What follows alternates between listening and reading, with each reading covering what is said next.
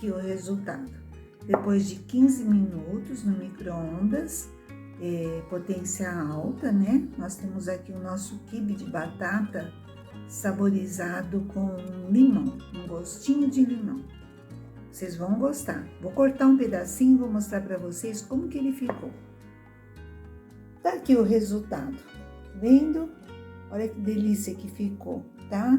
Você pode substituir o queijo prato por qualquer outro recheio que você goste, tá? Então fica aqui a nossa sugestão. Estão servidos?